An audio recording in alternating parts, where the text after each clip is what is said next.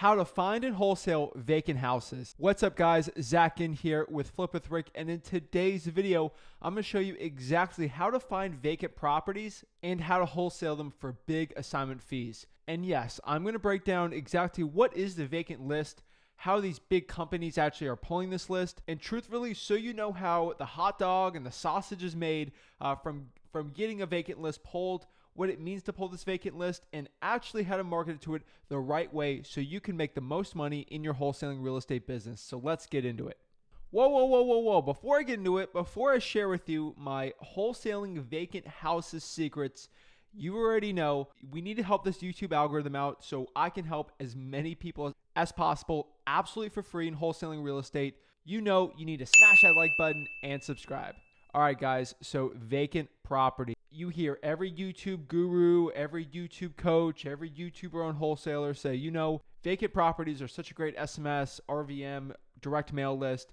Our vacant lists are so amazing. And really, everyone just tells you to pull vacant leads, but they don't explain what vacant leads are, how they actually pull vacant leads, and most importantly, what's the difference between a vacant property lead versus an absentee owner? All these keywords are getting a little confusing. So we're going to break everything down step by step in today's video. So overall, what is a vacant lead? So I've done plenty of deals on vacant properties. It's one of our favorite ones to do on SMS and cold calling. So really what a vacant property is, it's basically a house that nobody lives in. It's vacant, right? So pretty obvious there. But the reason why I love vacant properties so much is because there's literally no attachment with a lot of these houses. Have you ever dealt with a motivated seller who's so attached to their property, they have this huge emotional attachment to it and they would never let it go, and they're like, I am never selling this property, or I want $1 million for it because it has sentimental value to me? Well, with vacant properties, a lot of them are inherited. They're in huge disarray. There's so much distress that's in that property. It needs so much work that they just want to get rid of the property. And honestly, the reason why I love vacant properties is because these properties are a problem to our motivated sellers. A house is an asset. If you just don't take care of it, it becomes into a huge liability.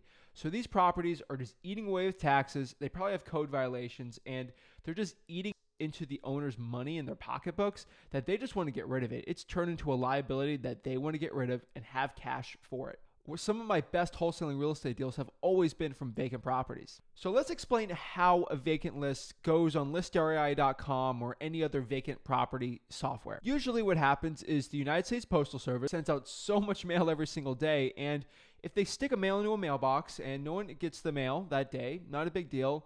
Day two, there's some more mail in there, not a big deal, but really after 2 weeks, it's become very apparent that somebody might not be on vacation or nobody's in that property right now. And after 2 or 3 months, they put a green slip. That's what they do in Florida. I don't know anywhere else in the country, but they put a green slip on the mailbox. They say it's vacant. And basically that means, hey, we're wasting our time sending mail there. We're just going to, if you send a letter to this property, we're just going to send it back to you. It's vacant. No.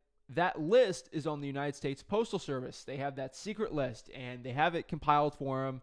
The only way to really get it decades ago was maybe your wife worked for the United States Postal Service, or you had an in at the Postal Service to get it. And really, in recent times, the only way to also get that list straight from the United States Postal Service, trust me, if I get this list for absolutely for free, I would tell you. I mean, it would be amazing if I could, but you'd have to be a nonprofit or a charity to get that type of information from the United States Postal Service. What a nonprofit or charity wants to do with vacant property makes no sense to me, but that was the only way you could do it. And some services out there came out in the last couple of years actually pulling real vacant properties absolutely for cheap, for like a cent per record, and it's the best data out there. So that website really quick is listrei.com. That's what I'm going to be using to pull the vacant leads. Honestly, that's just the one I use. So if you have one, comment below which one you use. I'm more than happy to switch it up, but that's the one I use, listrei.com. And they basically, for about more or less a cent a lead, you can pull that, so they're pretty good, but really that's how you pull it. And they're amazing leads, they're great to go, but now we're getting a little confusing because you have a guru or a coach say, Zach, do an absentee owner list, or Zach, you know, what's the difference between a vacant and absentee owner? I don't know. So really, the difference between an absentee owner and a vacant, I can only use examples because that's the best way that I think I learn, and I think it's the best way a lot of other people learn. So an absentee owner might have a different mailing address. This might be a vacation rental, a rental property, and there's a lot more care going on to that property. So that basically means the owner's not living in that property. It could be a second or third home. Maybe it's a vacation home. I know there's a lot of New Yorkers out here in Florida that have homes like that, and they're a lot less motivated to sell the property. These properties are usually a lot nicer, and it's a bigger list. And they're not as niche as vacant properties. So the difference between that is vacant properties, there's basically no mail going to that property. So there's no mail, so no one's taking care of it. So if someone's mailing you a code violation, not going there. Generally, vacant properties have a lot less care into them. There's almost always a roof issue, an issue with the stucco crack or the sidewalk or the grass. Generally, just a lot more trashed. And overall, a lot of vacant properties turn into probates. What I mean by this is if someone passes away and the property gets transferred to Dylan here from Idaho, and he just gets inherited this property in Florida and he has no money to take care of it, that turns into a vacant property that is a liability for Dylan. And that's where we can go in and provide a cash solution. So how do I pull vacant leads? Let me show you really quick on listrei.com. Go back out here in Port St. Lucie, Florida. And what we're going to do here is we're going to filter and some more equity percentages in there. You really want to have a vacant property that has equity that's really not on the market. So clicking that vacant list there will be pretty good, but there's some more filters in there that'll make you a lot. So basically what we're going to do here next is we're going to go to vacant. We're going to click the vacant option here, which will get you that 1557. But what we're going to do here is go to property characteristics, go to residential, and you know me, I love my multifamilies, so we're going to do single family, and some of the multifamilies also while we're at it. Next here, we're going to niche this out. So you can do HOAs or not. I prefer HOAs. That's just something I like. I wholesale plenty of properties in Port St. Lucie with HOAs, so I don't think it's a big deal. So go to MLS status here. We're going to click no. We don't want to wholesale properties on the MLS. That gets rid of like 500 of them. Pre-foreclosure, don't really care. Owner information. So I like to keep it at least 3 years of ownership. So the owner type, I like to keep it an individual and trust. Corporate owned properties, that could be a bank or something. So I don't really want to touch it too much. And then I don't like the corporate owned vacant properties. So I can go here to valuation equity.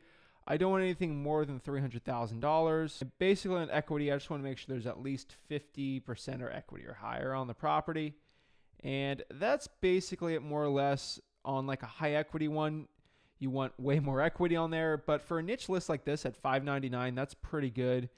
So that's the way I'd actually do it. So I'd pull that list on listrei.com, pull it, and start marketing.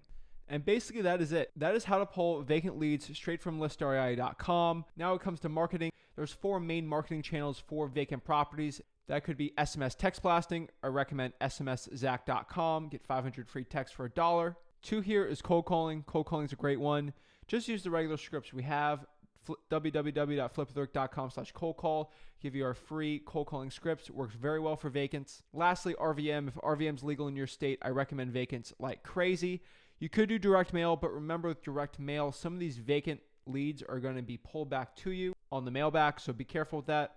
That is straight up how to find and market and wholesale vacant properties for your real estate wholesaling business.